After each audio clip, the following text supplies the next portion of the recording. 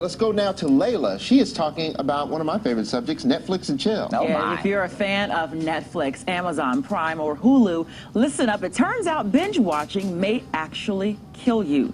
Researchers in Japan looked at the TV watching habits of more than 86,000 people, and they found that for every extra 2 hours of TV watching per day, the risk of a fatal pulmonary embolism was increased by 40%. So here now to talk more about what this is Dr. James Pinkney. He's an ER doctor and a medical expert. Dr. James, good morning. Good morning. First question, explain how pulmonary embolism works. Sure. Well, pulmonary embolism is a blood clot in your lungs that travels from another part of the body. So the big thing about this study is that TV binge watching increases inactivity. And for every extra 2 hours that you watch, you get what's called venous stasis, and you can develop a blood clot, typically in the leg.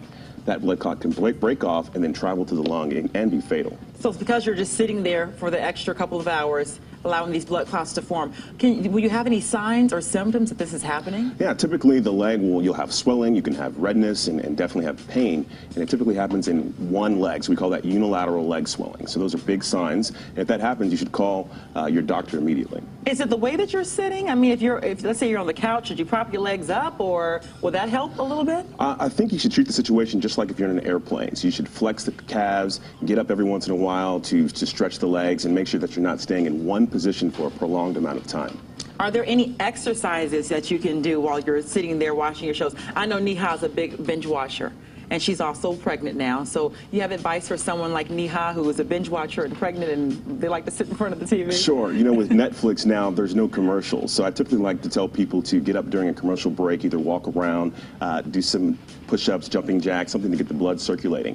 But if you're watching on Netflix, you got to pause, every 30 minutes or so, and get up, walk around, and make sure you're increasing blood flow to the lower extremities and back up to your heart. Okay, so you're a doctor, and you see a lot of folks coming in the ER. Have you ever dealt with something like this directly related to someone just sitting down and watching TV for hours?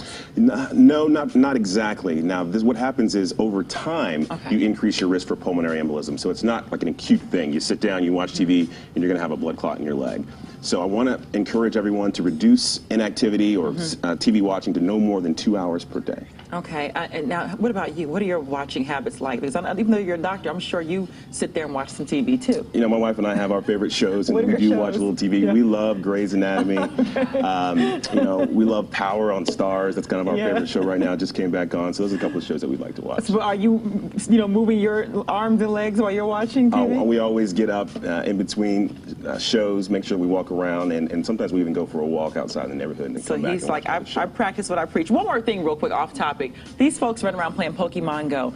Tell me there's some sort of health issue attached to that game. You know, my wife told me about this. I really don't understand it, but you know what? Anything to get the kids outside. That's not what you're supposed to say. I'm for it. What about the grown folks like Oliver right now playing here at work? I thought it was a kid's game, so I'm not sure about adults playing. It's a game for intelligent people. The shade. Okay, Dr. James, thanks so much for coming in and talking with us this morning.